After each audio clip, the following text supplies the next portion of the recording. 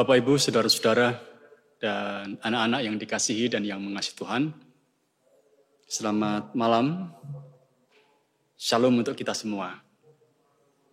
Hari ini kita boleh ada dalam kesukacitaan, dalam perjumpaan kita dengan Tuhan dan dengan saudara-saudara kita dalam pertemuan ibadah Patuwen Brayat. Kita menghayati bahwa ini adalah bagian dari cara kita untuk menghayati akan kehadiran Tuhan di dalam kehidupan kita dan menghayati bagaimana kita dalam hidup ini selalu terhubung dengan Tuhan. Oleh karena itu, mari bersama-sama dengan segala kesukacitaan, kegembiraan dan ucapan syukur, kita memulai ibadah saat ini. Bersama-sama kita berdoa.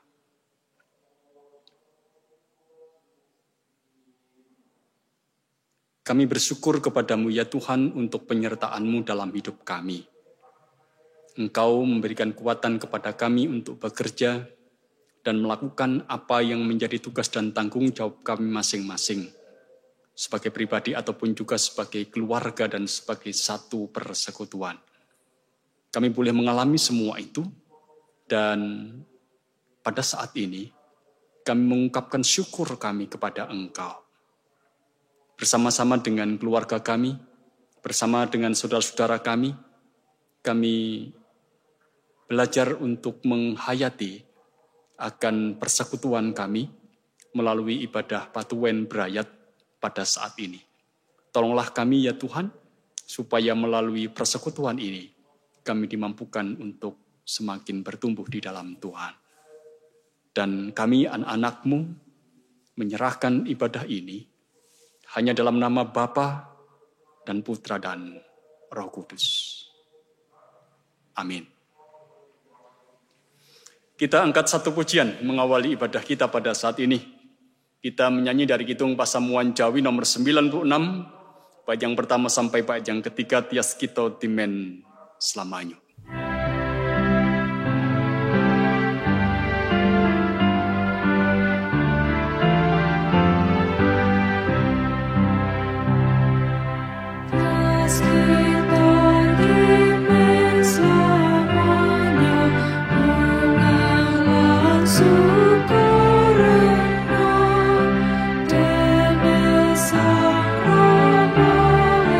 Swarga, Nangka Putra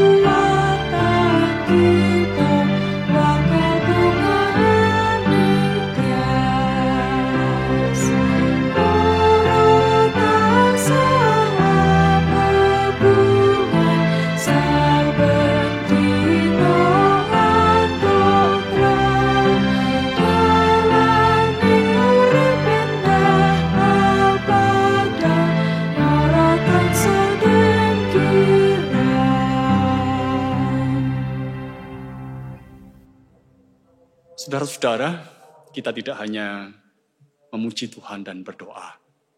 Kita akan juga membaca dan merenungkan apa yang menjadi firman-Nya karena kita tahu bahwa firman Tuhan itu menjadi pelita bagi langkah kaki kita. Mari kita berdoa mengawali kita untuk membaca dan merenungkan firman-Nya.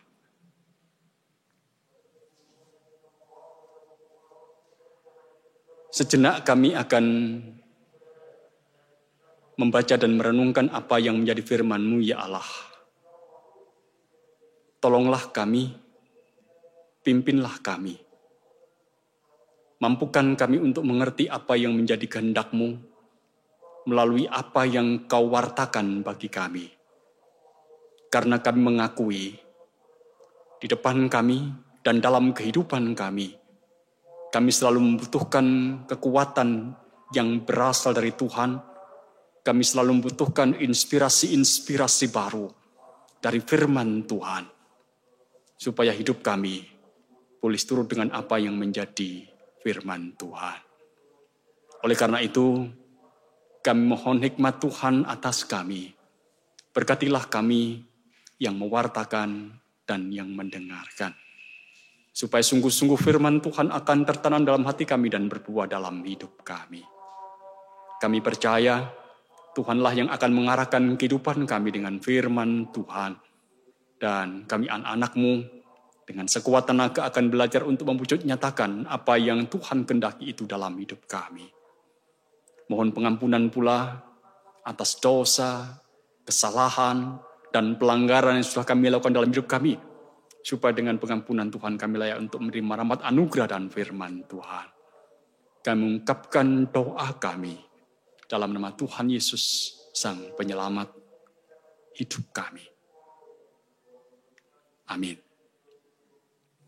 Bapak, Ibu, dan saudara-saudara, dan anak-anak yang dikasihi dan yang mengasihi Tuhan, firman Tuhan yang akan kita baca dan kita renungkan bersama, kita akan perhatikan satu bagian kitab yang sudah sangat terkenal dari Injil Matius pasal 6, ayat 9 sampai ayat yang ke-13. Setiap saat, setiap waktu, bahkan setiap ibadah minggu kita mengucapkannya. Mari perhatikan Injil Matius pasal 6 ayat 9 sampai ayat yang ke-13. Karena itu berdoalah demikian. Bapa kami yang di sorga, dikuduskanlah nama-Mu. Datanglah kerajaan-Mu, jadilah kehendak-Mu di bumi seperti di sorga. Berikanlah kami pada hari ini makanan kami yang secukupnya, dan ampunilah kami akan kesalahan kami, seperti kami juga mengampuni orang yang bersalah kepada kami. Dan janganlah membawa kami ke dalam pencobaan, tetapi lepaskanlah kami daripada yang jahat. Karena Engkaulah yang punya kerajaan dan kuasa dan kemuliaan sampai selama-lamanya. Amin.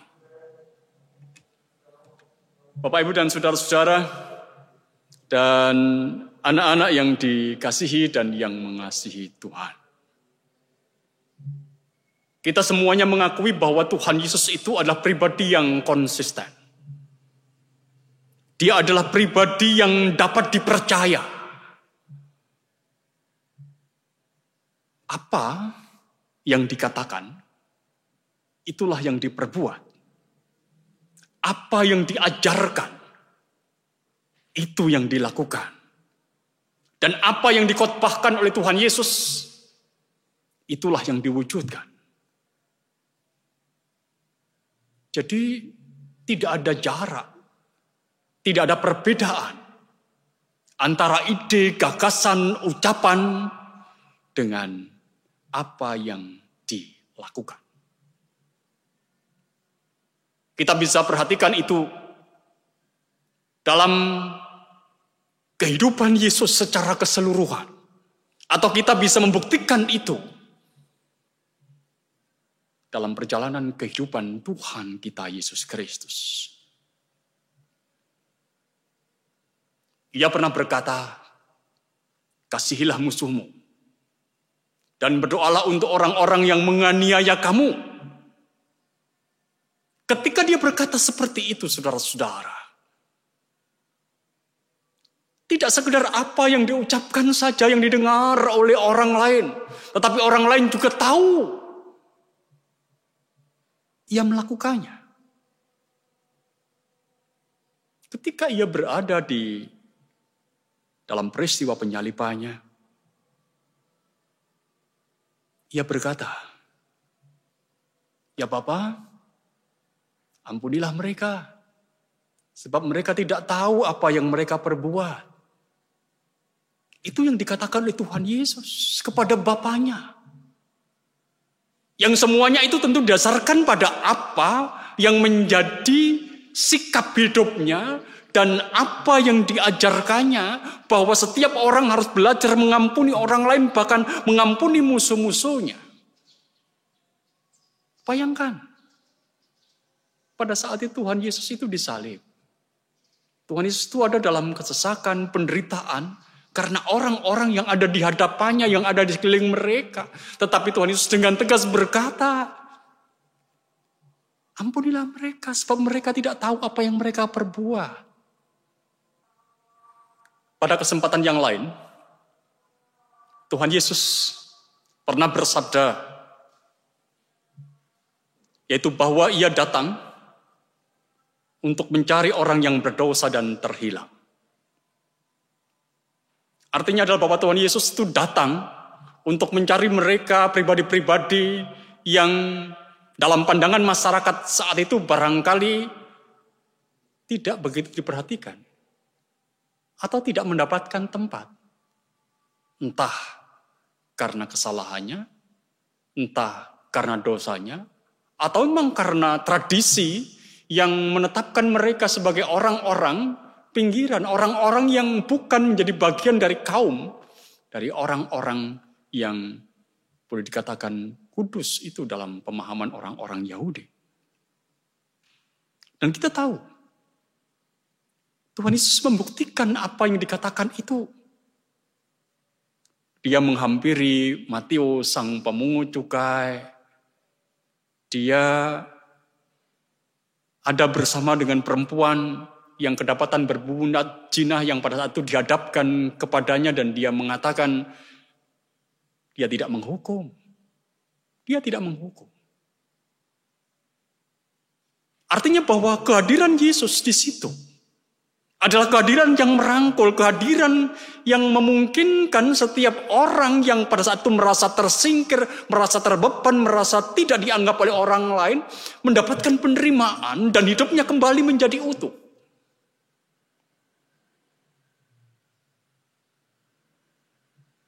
Ini adalah contoh-contoh sederhana terkait dengan konsistensi di dalam diri Tuhan Yesus antara apa yang dikatakan, yang diucapkan, dan apa yang dilakukannya. Dan itu ditunjukkan sepanjang hidupnya. Dan kita tahu warna kehidupan Yesus. Warna kehidupan yang sungguh-sungguh indah. Kehidupan yang sungguh-sungguh indah. Kehidupan yang berkenan di hadapan Bapa. Kita mengakui Bapak, Ibu, dan saudara-saudara, dan anak-anak yang dikasihi dan yang mengasihi Tuhan. Sungguh, hidup dengan sikap hidup yang konsisten ini adalah hidup yang berkenan di hadapan Allah. Oleh karena itu, Tuhan Yesus juga pernah mengecam ahli-ahli Taurat, mengecam orang-orang Farisi. Dan kecamannya adalah kecaman yang sangat tajam. Sangat tajam. Dan Yesus menggambarkan mereka itu seperti kuburan yang luarnya putih tapi dalamnya busuk. Gitu. Yang sebenarnya memberikan gambaran kepada kita bahwa ahli-ahli Taurat, orang-orang Farisi itu dikecam karena ketidaksejajaran hidupnya dengan apa yang dikatakannya. Artinya ada jarak, ada ketidaksesuaian antara apa yang dikatakan oleh mereka dan apa yang dilakukan oleh mereka. Mereka membuat aturan. Mereka membuat kebijakan-kebijakan untuk hal-hal yang bersifat religius, hal yang bersifat keagamaan. Tapi mereka tidak mentaati apa yang mereka tuliskan dan apa yang mereka tetapkan. Sehingga Tuhan Yesus pernah berkata, berhati-hatilah terhadap ragi kaum Farisi. Bapak, Ibu, dan saudara-saudara yang dikasihi dan yang mengasihi Tuhan. Jika kita mengakui bahwa Tuhan Yesus itu adalah pribadi yang konsisten. Atau kita juga bisa mengatakan Yesus itu pribadinya adalah pribadi yang utuh, pribadi yang penuh. Dan kita adalah abdinya, kita ini hambanya. Sesungguhnya kita ini juga dituntut untuk hidup konsisten seperti kehidupan Yesus.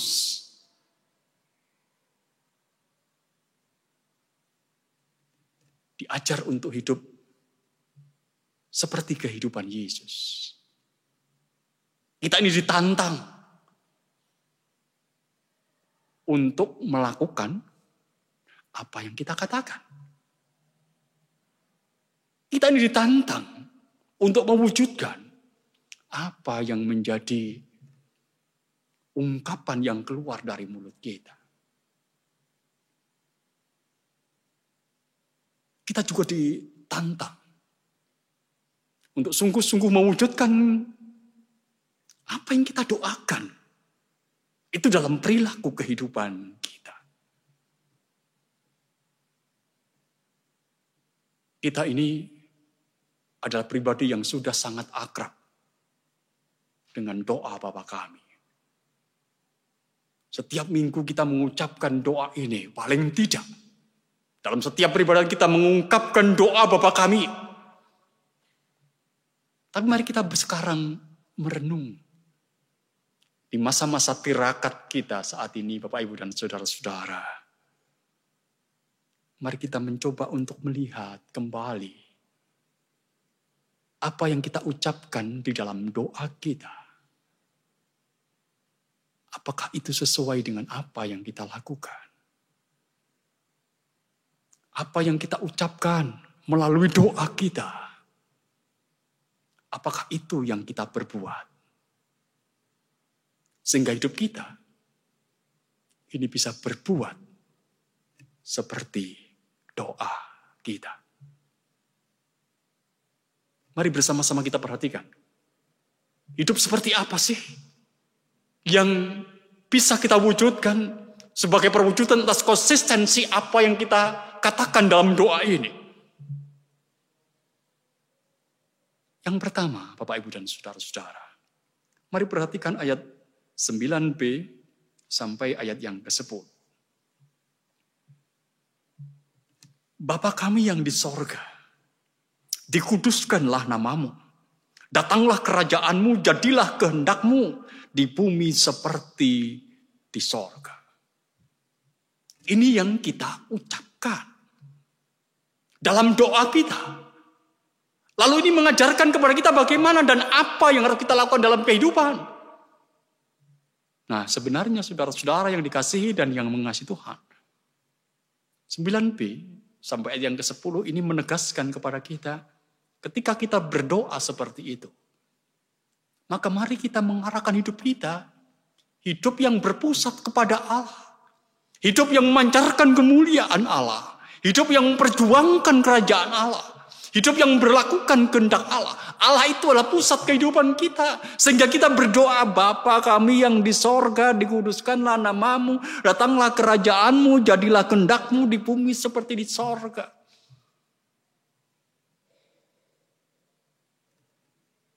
Kalau kita mengingat satu peristiwa besar dalam perjanjian lama. Peristiwa Babel misalnya saja, ketika orang-orang pada saat itu diserakkan oleh Tuhan, persoalan utama sebenarnya adalah karena mereka menggeser kedudukan Allah. Mereka tidak menempatkan Allah itu sebagai pusat hidup mereka.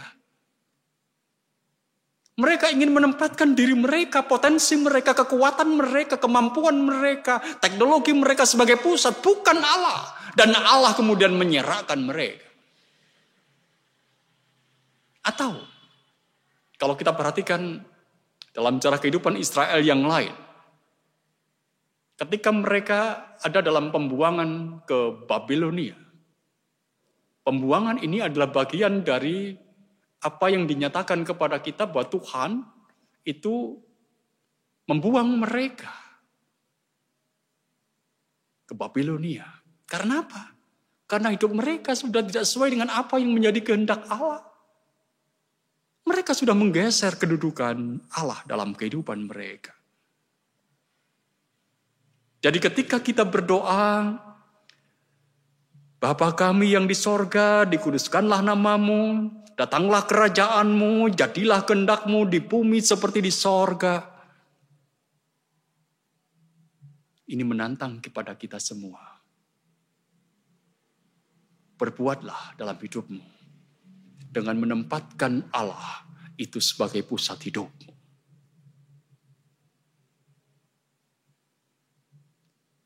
Yang kedua, kita diajar untuk menjaga konsistensi apa yang kita katakan dalam doa dan apa yang kita lakukan seperti tuliskan di dalam ayat yang ke-11. Berikanlah kami pada hari ini makanan kami yang secukupnya. Ketika kita berdoa seperti itu, saudara-saudara, berikanlah pada kami pada hari ini makanan kami yang secukupnya. Sebenarnya Tuhan mengingatkan kepada kita, apakah kita sungguh-sungguh juga dalam hidup ini senantiasa merasa cukup dengan apa yang menjadi berkat Tuhan. Apa kita merasa cukup dengan berkat Tuhan? Karena kita tahu Bapak, Ibu, dan saudara-saudara,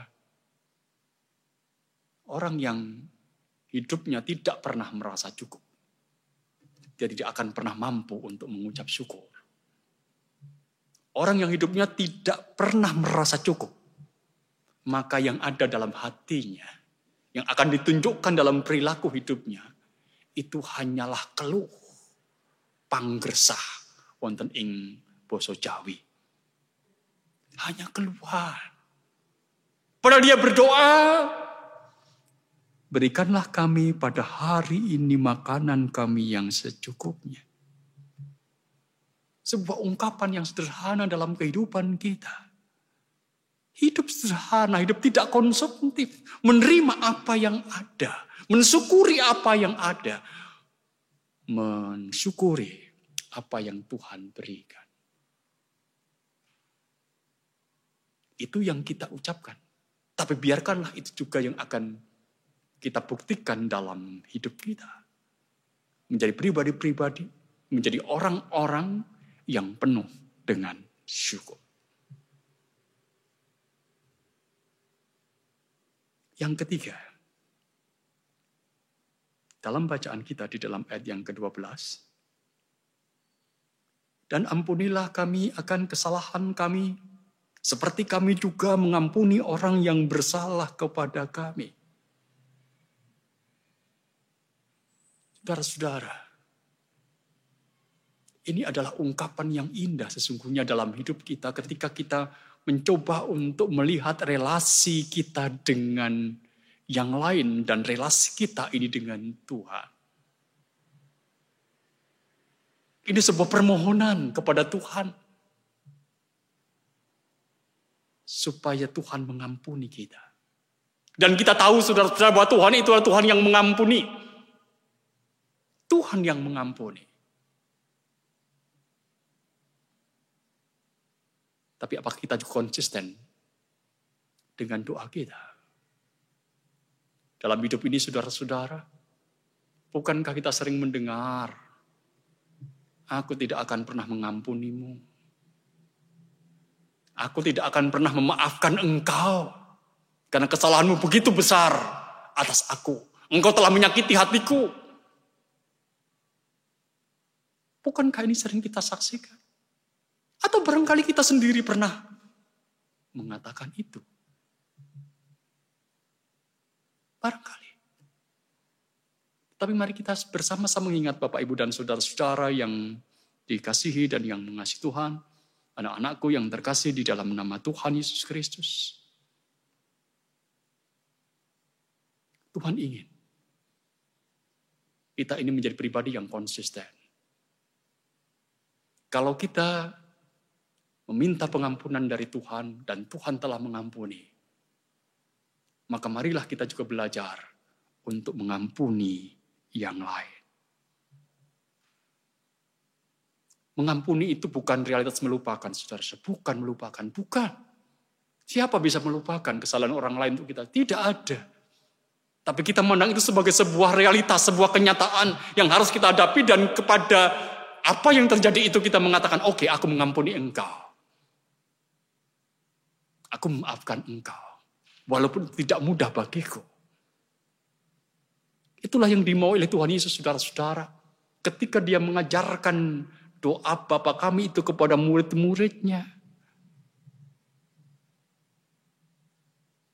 Di masa-masa tirakat ini, saudara-saudara, sungguh kita menghayati betapa pentingnya pengampunan ini dalam hidup kita.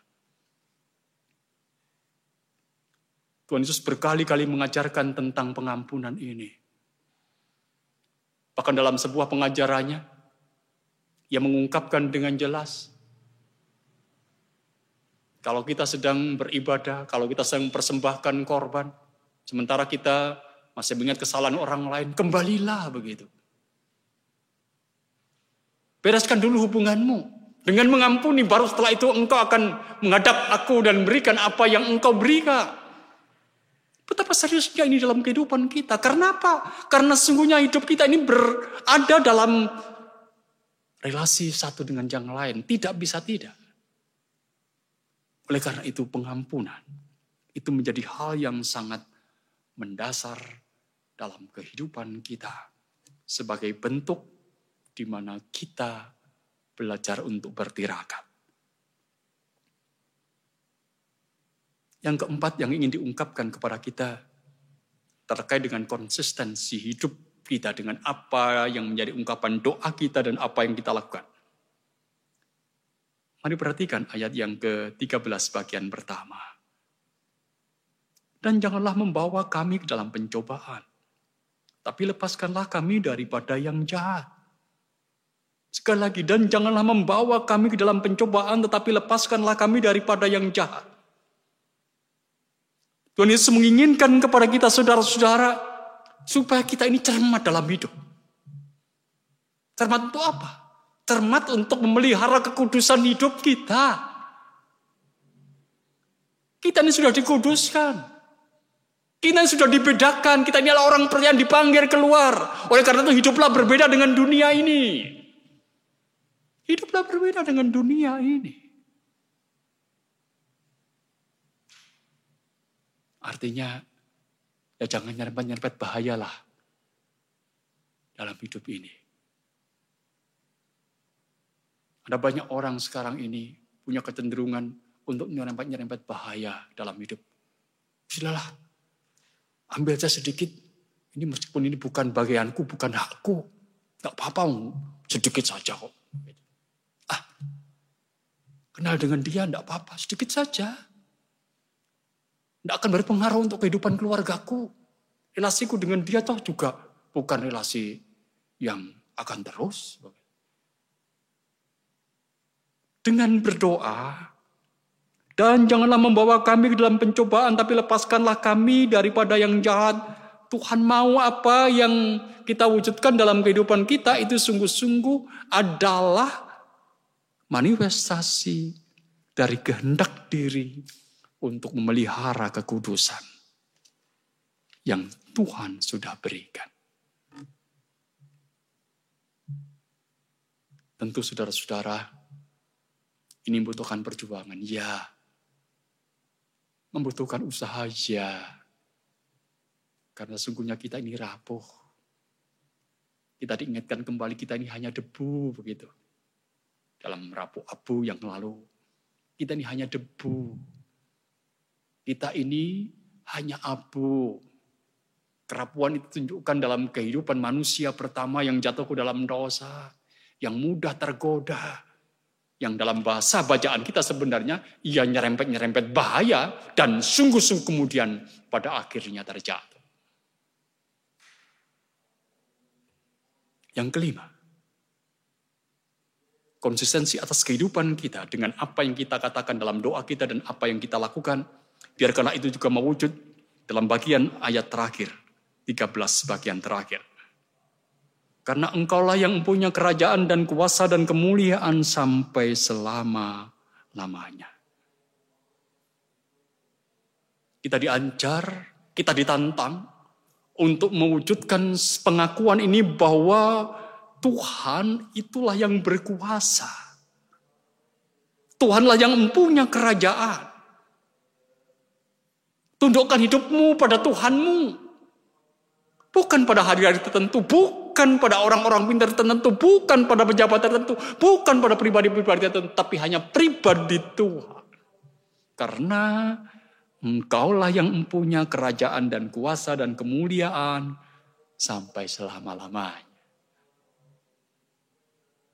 Nah, kita menghayati itu Bapak Ibu dan saudara-saudara yang dikasihi dan yang mengasihi Tuhan. Tentu kita sadar bahwa konsistensi antara apa yang menjadi ucapan doa kita dan perbuatan doa kita itu adalah apa yang terus kita upayakan sepanjang kehidupan kita. Sekali lagi, sepanjang hidup kita.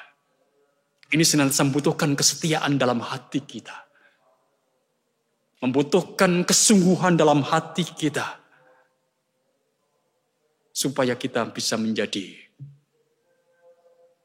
imitasi Yesus. Hidup dengan konsisten. Tidak menjadi pribadi yang munafik. Hidup mewujudkan apa yang menjadi ungkapan doa kita. Seperti Yesus yang hidupnya mewujudkan apa yang dikatakan, yang diucapkan, dan apa yang diajarkannya. Inilah saudara-saudara saatnya bagi kita untuk melihat kembali hidup kita di dalam masa-masa tirakat, masa-masa prapaskah ini. Supaya kita bertumbuh dalam pengenalan akan firman dan Tuhan. Amin. Kita mengambil saat teduh.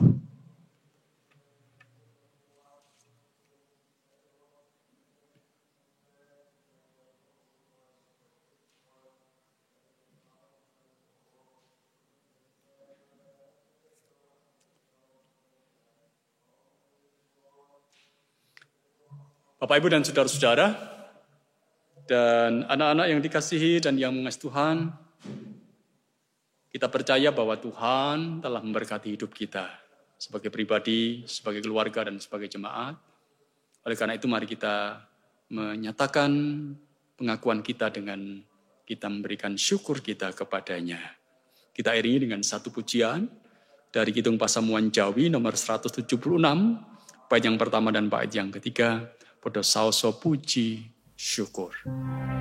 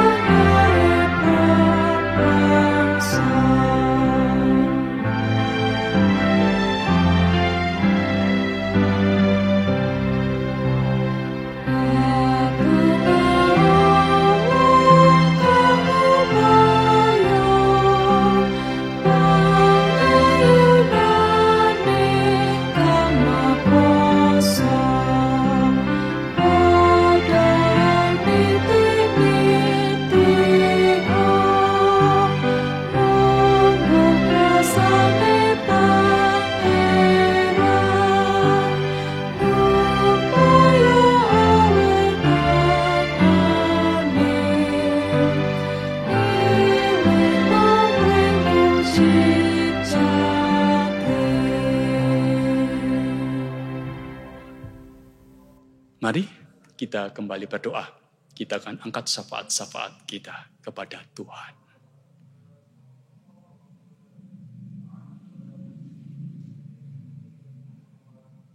Ya Allah, Sang pemilik hidup kami, di dalam kasih-Mu, Engkau merengkuh kami. Di dalam cinta-Mu yang kekal, Engkau menyelamatkan kami dalam karya Yesus. Kami boleh mengalami semuanya itu dalam hidup kami, dan kami boleh merasakan itu terus ada dan nyata di sepanjang waktu hidup yang Engkau berikan bagi kami. Bersama dengan keluarga kami, bersama dengan saudara-saudara kami pada saat ini, kami boleh membangun ibadah, menikmati persekutuan kami, dan kami percaya ini merupakan wujud kebaikan Tuhan atas kami. Kami belajar untuk memuji Tuhan, mengagungkan Tuhan, dan apa yang kami lakukan biarkanlah semuanya berkenan di hadapan Tuhan. Kami juga mengungkapkan puji kami dalam doa, sekiranya itu pun juga berkenan di hadapan Tuhan. Bersama dengan umat-Mu secara keseluruhan, kami juga telah belajar untuk mendengarkan apa yang menjadi kata hati Tuhan melalui pelayanan firman Tuhan. Mengingatkan kepada kami masing-masing, ya Allah, supaya kami boleh meneladani Yesus Tuhan kami.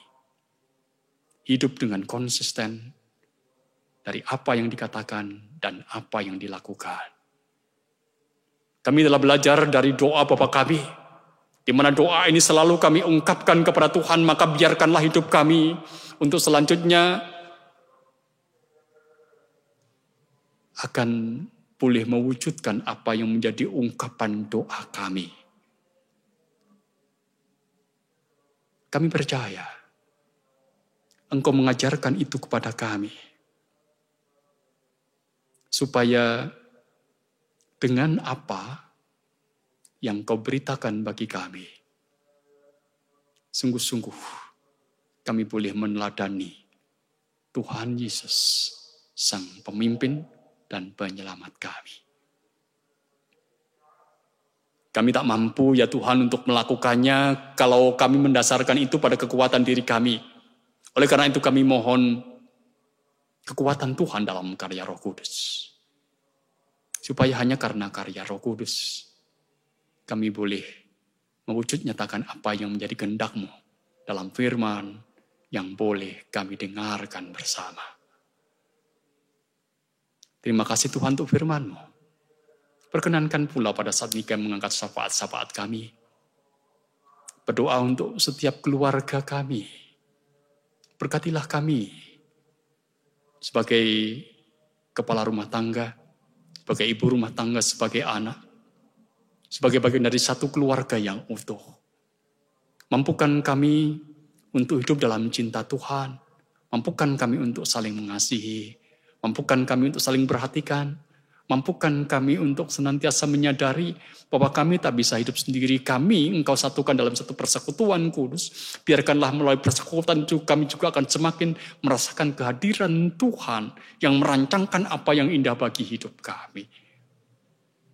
Berkatilah setiap keluarga sehingga hidupnya cukup, dan mampukan setiap keluarga untuk berkata, syukur Tuhan atas berkat-Mu karena Engkau memberikan cukup bagi kami. Anak-anak Tuhan yang masih kecil, yang belum menginjak bangku sekolah, kami serahkan kepada Tuhan supaya mereka tetap ada dalam naungan Tuhan. Yang berada di bangku pendidikan, kami juga menyerahkan mereka di dalam Tuhan, supaya mereka semua tetap ada dalam naungan kasih Tuhan dan mereka boleh hidup dalam kesetiaan, dalam kebergantungan kepada Tuhan, dan mereka boleh merempi dan harapan mereka. Para pemuda-pemudimu yang butuhkan pekerjaan, butuhkan teman hidup, kami juga menyerahkan kepada Tuhan supaya mereka tetap ada dalam perlindungan Tuhan dan terus belajar untuk hidup dekat dengan Tuhan. Saudara-saudara kami yang secara khusus pada saat ini bergumul dalam kehidupannya, karena keterasingan, karena sakit, karena pekerjaan, karena hubungan yang tidak beres, ataupun juga pergumulan-pergumulan yang lain ya Tuhan. Kami menyerahkan mereka kepada Tuhan supaya Tuhan menyertai, Tuhan menopang, memampukan, sehingga mereka boleh menyelesaikan pergumulan itu dan boleh keluar dari pergumulan itu hanya karena kekuatan yang berasal dari Tuhan. Dan pada akhirnya setiap orang pada akan mengaku bahwa Engkau sungguh Allah yang baik, yang memampukan mereka untuk hidup dan keluar dari pergumulan mereka masing-masing. Dalam ungkapan syukur kami saat ini, kami membawa persembahan kepada Tuhan. Kuduskan apa yang sudah kami kumpulkan, supaya dengan apa yang sudah kami kumpulkan, kami belajar untuk mengaku, sungguh Tuhan, Engkau mengasihi kami dan berkati kami. Doronglah kami untuk menyerahkan hidup dan kehidupan kami sepenuhnya, demi kemuliaan nama Tuhan. Jemaat Tuhan, GKJ Malang, kami serahkan kepada Tuhan supaya dalam pelayanannya, melingkupi kehidupan masyarakat yang ada di sekitarnya, mampukan kami untuk terus dan terus belajar menjadi berkat bagi yang lain. Penatua diaken yang menjadi bagian dari pelayanan, dan juga setiap pribadi yang hidupnya sungguh-sungguh ingin diserahkan kepada Tuhan melalui pelayanan yang ada, Tuhan berkati dan mampukan. Sehingga apa yang dilakukannya tidak akan menjadi sia-sia, tapi menjadi sarana bagi jemaat Tuhan untuk bertumbuh dan menjadi berkat. Saudara-saudara kami yang berusia lanjut, kami juga menyerahkan kepada Tuhan, supaya ada dalam naungan Tuhan. Keterbatasan fisik ada dan dialami, tetapi dalam iman, biarkanlah mereka akan tetap boleh bertumbuh tanpa batas ke arah Kristus. Bapa di sorga, pandemi yang sampai saat ini belum berakhir, kami boleh bersyukur kepada Engkau karena Engkau terus terlibat. Kami boleh melihat sinar cahaya kemuliaan-Mu melalui peristiwa-peristiwa yang terjadi. Pandemi ini terus berangsur melemah. Kami mohon kepada Engkau, tetap tolonglah dan ajarilah kami untuk menjaga hidup kami, tetap menjadi sarana bagi pemulihan yang terjadi atas dunia ini. Bangsa dan negara kami dan para pemimpin negeri kami serahkan kepada Tuhan, supaya mereka boleh tetap ada dalam konsistensi untuk mengambil kebijakan yang sesuai dengan apa yang menjadi kehendak Tuhan dan menjadi sarana bagi hadirnya damai sejahtera Tuhan. Kami juga merasakan keprihatinan atas perang yang terjadi. Ukraina dan Rusia, yang sesungguhnya ya Tuhan ini adalah pergolakan politik. Mohon kepada Engkau ya Tuhan, hadirlah tengah-tengah kehidupan mereka. Terutama para pemimpin mereka. Sadarkan bahwa itu bukan jalan yang terbaik untuk menata kehidupan. Mampukan kami juga sebagai negeri, mampukan semua pemimpin negeri untuk turut terlibat menyelesaikan persoalan ini. Bapa, kami akan melanjutkan hidup kami. Kami hanya berserah kepada Tuhan, supaya Tuhan memimpin dan menolong. Kami tak punya kemampuan. Roh Kudus yang akan hinggap dalam hidup dan diri kami, supaya hidup kami sungguh-sungguh boleh berkenan di hadapan Tuhan.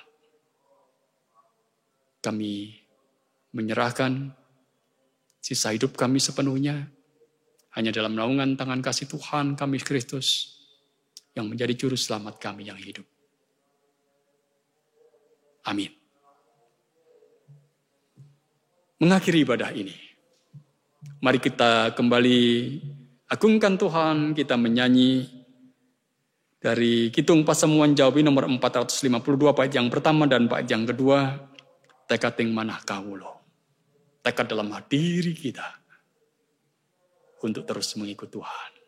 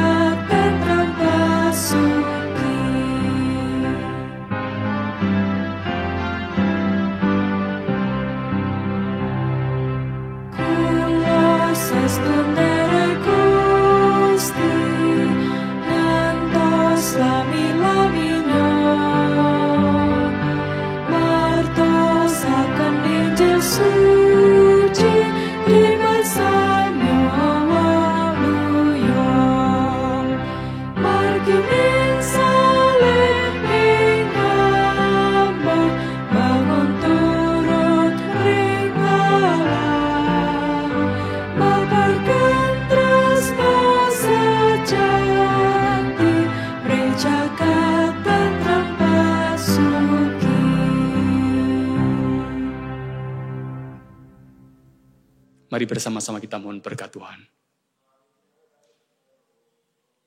Allah, di dalam nama Bapa, Putra dan Roh Kudus, Bapa yang menjadi sumber dari segala berkat, keselamatan, kekuatan, kesentosaan, dan damai sejahtera, menyertai kita semua, saat ini dan selamanya.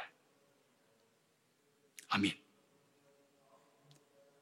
Bapak, Ibu, dan saudara-saudara yang dikasihi dan yang mengasihi Tuhan, anak-anak yang terkasih di dalam Tuhan Yesus. Demikian ibadah yang bisa kita lakukan bersama. Biarkan ini menjadi berkat, memampukan kita untuk terus hidup dalam kedekatan dengan Tuhan dan dengan saudara-saudara kita dan dengan keluarga kita. Tuhan berkati kita.